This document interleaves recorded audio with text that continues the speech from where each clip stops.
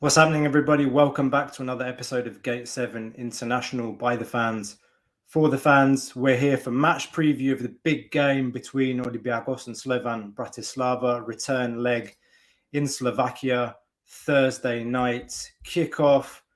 Huge games, guys. What can only be described as a season-defining moment. Win. We continue in the Europa League qualifiers. We face Cypriot champions Apollon Limassol in the playoffs of the Europa League competition. Defeat, and we go to the Europa Conference League qualifiers to play FC Tobol from Kazakhstan or HSK Zurinsky from Croatia. Now we're going to jump straight into it, guys. Team news for tomorrow. A reminder, first of all, that Inbom Huang and Doron Leidner are both not in the European list, and neither is Abubakar Kamara, who's still recovering from a strain. So all of those players are unavailable for tomorrow's game. Since the first leg, we are waiting to see. We were waiting to see whether Costas Manolas and Simo Vesalko would return to full fitness, but instead, we've seen more players come out of training injured. Sokratis Papastathopoulos came out of training yesterday with an injury to the quadriceps, so he's the latest victim on the injury table. Also, not surprising, Gary Rodriguez is also out, probably our most threatening winger, our only out-and-out winger, together with Lazar Radjelovic.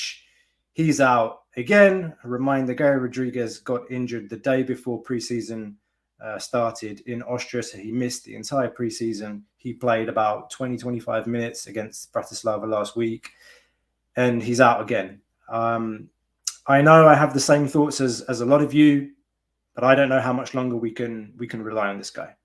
He's on a big contract. He simply can't be relied on. We need more than one winger. We need two, maybe three at best.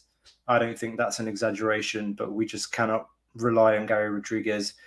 As much of a good player as he is, when he is on the pitch, is just not at all reliable, unfortunately. So we will not be able to count on his services during tomorrow's game.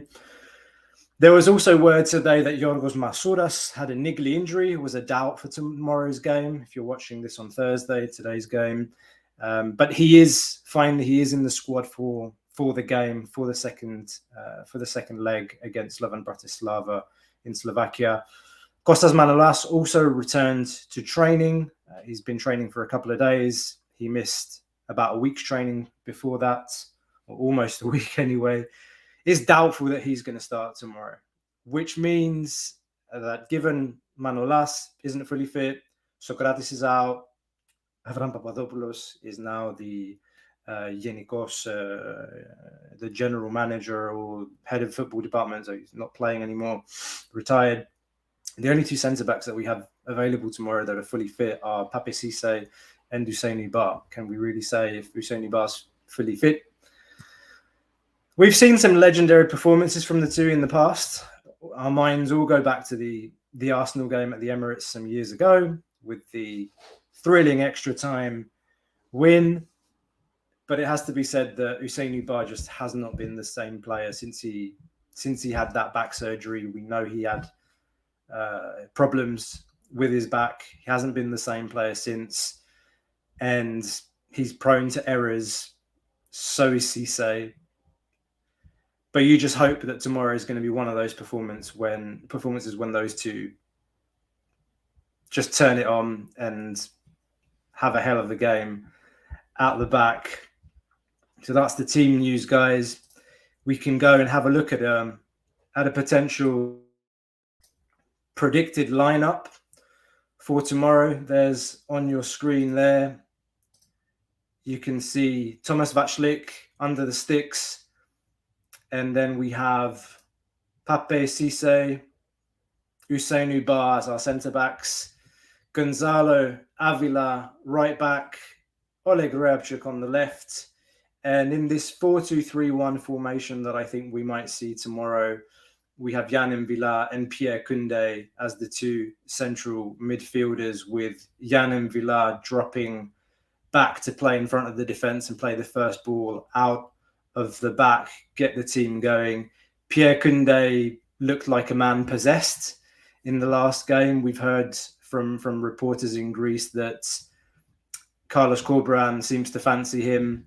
Mady Camara has not been amongst the choices that have been training with the, let's say, potential starting 11, at least from what people have conveyed from training. So very likely we could see these two in the midfield. Then Philip Zinkernagel, been a lot of discussion about him. Performances have not been what people have been expecting. For me, I've said it before, I think he's been played out of position. All of last season, practically, he played as an attacking midfielder behind the striker at Nottingham Forest, is where he performed the best. I think he had 7 goals and 10 assists last season for Nottingham Forest. So given that we're chasing a win here. We need to win. We need to get goals. We just have not been able to produce enough with a 4-3-3 formation. So Zinkernagel needs to be played, I believe, in that number 10 position. I also heard today Carlos Corberán talk about the need for our team tomorrow to put our best players in their best positions. Is something he said in the press conference today. I think that is the best player that we can play from the beginning in that position, because I think Mathieu Valbuena will have a role to play in this game later on in the second half. Then we have Yorgos Masouras, who hopefully is able to start tomorrow, because if he's not, then it means that this 4-2-3-1 will likely turn into a 4-3-3 with Radjelovic and Zinkernagel on the wing if Masouras cannot start the game tomorrow. And then there's been a lot of discussion, guys, about Youssef El Arabi. Renewed his contract, over 2 million a year, and he hasn't started a game. Tiquinho started all 3 of the games that we've had so far. Surely tomorrow he starts. Voila. I think that's what we can say about a potential lineup tomorrow, ladies and gentlemen. That brings me pretty much to match prediction.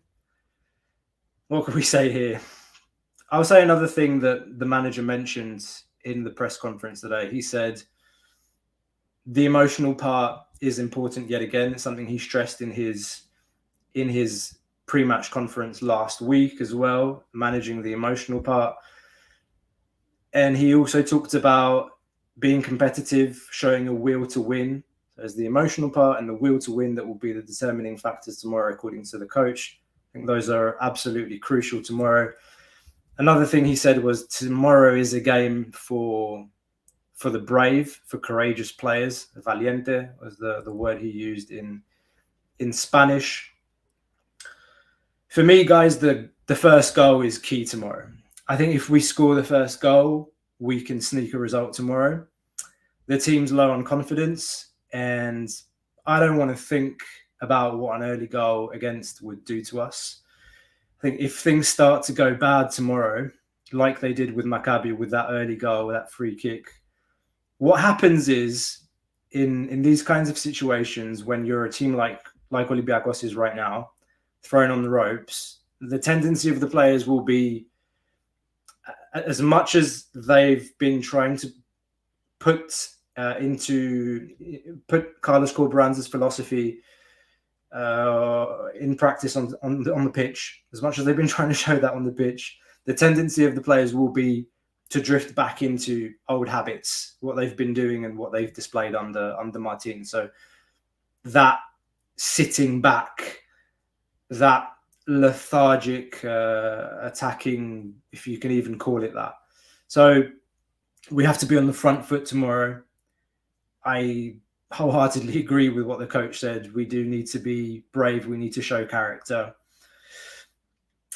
And we have the players with the experience in these sorts of matches to help us go through. I think it is also better that we are playing this second leg away from home. There's a little less pressure, because if this was at the Karaiskaki, the pressure would be maybe even insurmountable. The bookies still have us down as favourite tomorrow, but I think it will be a tight game. I really hope we don't have to endure extra time, but I do see it as a possibility. I almost feel like we're in a similar situation to the season where Paulo Bento came in and we had to play Arauca, Portuguese team, to get into the Europa League.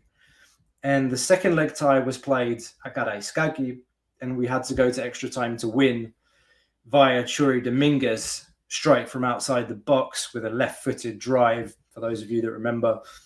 We don't have a Churi Dominguez in this side anymore, but we do have a Mathieu Valbuena. We do have a Youssef El Arabi. There's been a lot of talk about Tiquinho and it possibly being his last game tomorrow. Maybe Tiquinho has a role to play tomorrow. I think it's going to be a dramatic night, ladies and gents. So brace yourselves, support the team, and patience. Now, in terms of my prediction, I want to say Olympiacos advances to the next round of the Europa League. I just can't and don't want to begin considering the consequences of elimination tomorrow. So I'm going to go for a 2-1 win tomorrow for Olympiacos. Win, again, we buy more time. Manager can work with that little bit more calm. But again, guys, the games are coming thick and fast. The next game will be next week, whether it's in the Europa League, whether it's in Conference League. Whatever happens, guys, a lot of work to be done. Carlos Corberán has got possibly the hardest job of any Olympiacos manager that I can remember. No exaggeration there. We need to bring in players ASAP. A lot of rumours that came out on a Wednesday about Cristian Tello on a free transfer, about Alex Collado from Barcelona, Conrad de la Fuente, Samuel Umtiti. I'm not going to lie, guys. I think the outcome of tomorrow's game will have huge, huge bearing on transfers, who we're able to attract. Let's not kid ourselves. Whatever happens, guys, we will be back tomorrow, win or lose, right after the game. If you haven't done so already, please give us a like. Doesn't cost you anything. Subscribe, hit the bell at the bottom. Make sure you don't miss the next episode of Gate 7 International. Again, guys, vamos Olympiacos. Tomorrow is a massive game. Let's start to put the train back on the tracks and, for the love of God, show some character tomorrow, and we can do this. We have the players to do it. Let's hope for the best tomorrow. Again, we'll be back. I'm Costa from Gate 7 International. Until next time, by the fans, for the fans. Oh,